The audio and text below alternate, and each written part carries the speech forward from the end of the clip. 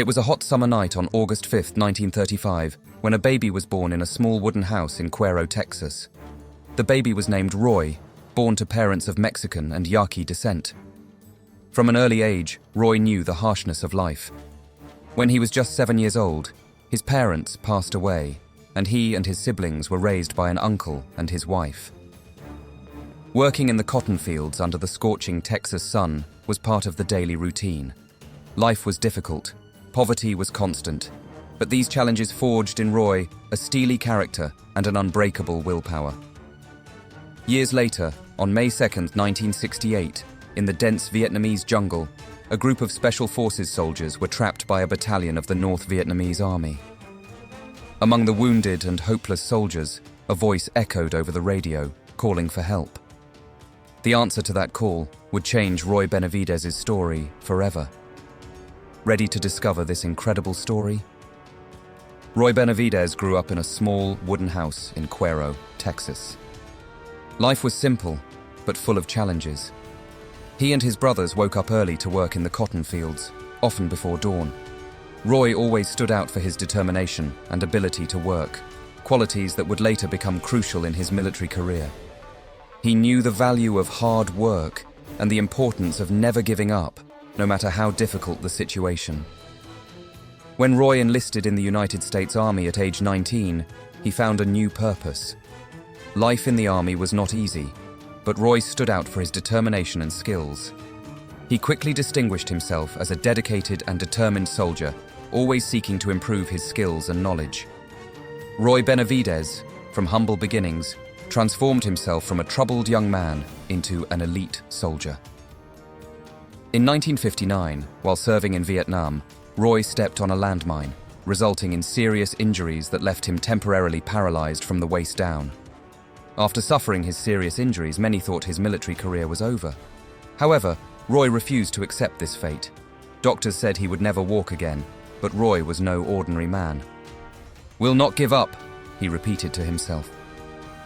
Determined to prove doctors wrong, he spent a year and a half in recovery, often dragging himself across the hospital floor and practicing walking again at night when no one was looking. He trained tirelessly to regain his mobility, demonstrating extraordinary discipline and willpower.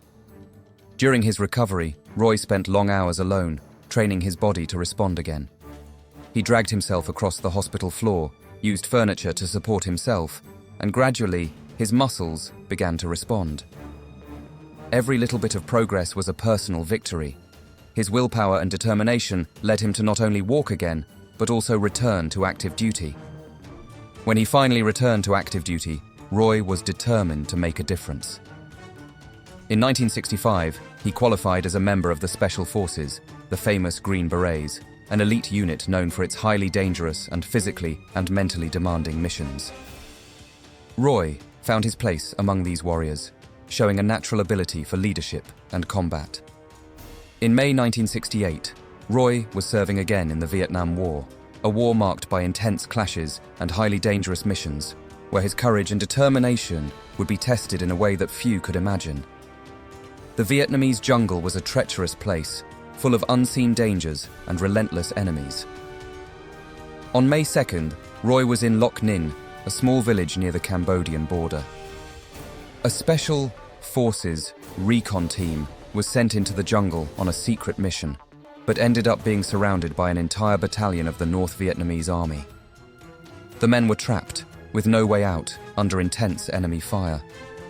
Roy was off that day, enjoying a rare moment of rest. When he heard the distress calls over the radio, he knew he needed to act. He immediately volunteered for a desperate rescue mission. Adrenaline began to course through his veins as he ran towards the helicopter, ready for a desperate rescue mission. Upon arriving at the location, he saw the horror below. His comrades were trapped in a clearing, surrounded by dozens of enemy soldiers. "We have to go down now," shouted Roy to the helicopter pilot. "We can't land," the pilot responded, pointing to the intense exchange of fire below. "Then let me down a rope," Roy insisted, knowing that every second counted. Roy climbed down a rope, running towards the surrounded men, ignoring the enemy fire that buzzed around him. When he reached the group, he found many injured, and some already dead. Without hesitation, he began administering first aid while responding to enemy fire. He encouraged survivors to keep their heads down and keep fighting. "Hang in there, boys!" he shouted as he fired his gun. "Let's get out of here." Over the next 6 hours, Roy Benavidez showed unparalleled bravery and determination. He was hit multiple times, including a bullet to the leg and a shot to the jaw that broke his jaw.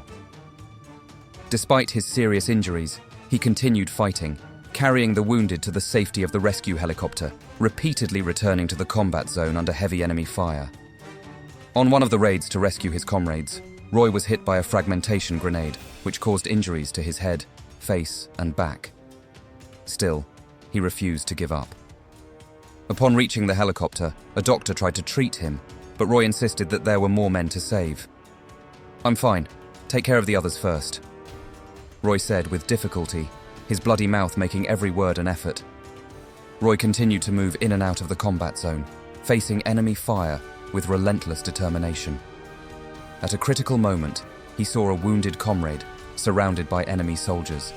Without hesitation, he rushed towards the soldier, firing with deadly precision as he went.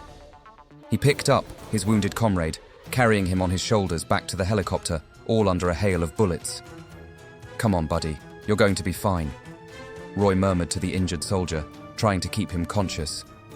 Finally, after countless back and forth, all survivors were taken to the helicopter. Roy, covered in blood and seriously injured, was the last to be pulled aboard. When the helicopter took off, the soldiers on board were silent, awed by what they had just witnessed. "You're crazy, Roy," said one of the soldiers, looking at him in awe. "I've never seen anything like it." Roy didn't respond. He was exhausted. Every part of his body hurt, but he knew he had done what needed to be done. He had saved the lives of many men, and his bravery would never be forgotten. Upon arriving at the base, Roy was immediately taken to the infirmary, where his injuries were assessed. He had been hit by 37 pieces of shrapnel, had several bullets in his body, and was severely dehydrated. Upon arriving at the hospital, he was pronounced dead. A doctor began to close the body bag, but Roy, with the last strength he had left, spat in the doctor's face, alerting him that he was still alive. "He is alive!" shouted the doctor, immediately starting to treat him. Roy's recovery was long and painful. He spent months in the hospital, facing countless surgeries and an exhausting rehabilitation process. Each day was a new battle against pain and exhaustion, but Roy, true to his unbreakable spirit, persevered. His family, friends, and war comrades supported him throughout the process, marveling at his resilience. While in the hospital, Roy reflected on the mission that almost cost him his life. He knew he had made a difference, saving many men's lives on that fateful day. Although he was proud of his actions, he also felt the weight of the lives lost. In 1981, after a detailed review of the events of that day, Roy Benavidez received the Medal of Honor, the United States' highest military decoration, in a White House ceremony presided over by President Ronald Reagan. "If this story were a movie, no one would believe it," said President Reagan. "But it's real, and it shows the incredible courage and spirit of Sergeant Benavidez." During the ceremony, Reagan read the Medal of Honor citation, describing in detail Roy's heroic actions on that fateful day in 1968. Roy, modest as ever, accepted the medal with humility, dedicating it to the men who fought and died alongside him. Roy Benavidez's story quickly spread, and he became a symbol of courage and resilience. He began receiving invitations to speak at schools, military bases, and community events, sharing his story of overcoming and determination. "Never let anyone tell you can't do something," he said in his lectures. "If I can do it, any of you can." Roy also worked tirelessly to improve conditions for veterans, fighting for better medical care and psychological support. He knew firsthand the hardships veterans face and was determined to make a difference. "We served our country with honor. Now it's time for the country to serve us in return," he stated. Roy dedicated himself to visiting military hospitals, where he offered words of encouragement to wounded soldiers. He knew his words had weight as he spoke with the authority of someone who had experienced the worst and survived. "You are stronger than you know," he told the young soldiers. "If I can overcome it, so can you." After his retirement from the army, Roy Benavidez faced new challenges as he tried to readjust to civilian life.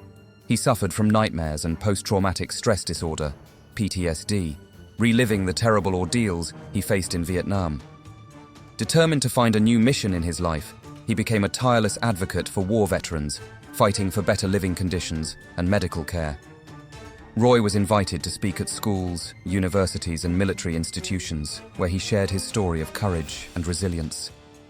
His message was always the same: never give up, no matter how difficult the circumstances. "My life is a testimony that, with faith and determination, anything is possible," he said, inspiring young people and adults to pursue their dreams and overcome their difficulties. In addition to his work as a speaker, Roy dedicated himself to several veterans organizations, helping to raise funds and awareness of the needs of soldiers returning from combat. He also founded community programs to support military families by offering financial assistance, emotional support, and guidance. Roy believed his true purpose was to serve others, and he dedicated his life to that mission. His story of heroism and sacrifice inspired many people to volunteer and support veterans and their families. Roy Benavidez lived to be 63 years old, passing away on November 29, 1998. His life was a celebration of resilience, forgiveness, and indomitable spirit. He left a lasting legacy of courage and hope, reminding everyone that no matter how difficult the circumstances, there is always a reason to keep fighting. Roy Benavidez's incredible story has been immortalized in books, documentaries, and films, reaching a global audience and touching hearts around the world. Their bravery and sacrifice are remembered and celebrated in military ceremonies and in various public tributes. Roy Benavidez's story is a testament that even in the most desperate circumstances, the human spirit can triumph. His life is an example of how faith, hope, and determination can transform adversities into triumphs. Roy teaches us that true heroism lies in never giving up, in forgiving, and in finding strength even in the darkest moments. Roy Benavidez is remembered not only as a war hero and elite soldier, but as a symbol of resilience and resilience. His life is proof that, with courage and faith, we can overcome any challenge and find redemption. His story continues to inspire generations, showing that the human spirit is truly unbreakable. This story is based on real events. Although some dialogue and scenes may have been dramatized for narrative effect, the central events are true and have been documented in military records and interviews. If you liked it, leave a like. And for more real and impressive stories like this, subscribe to the channel. To the next.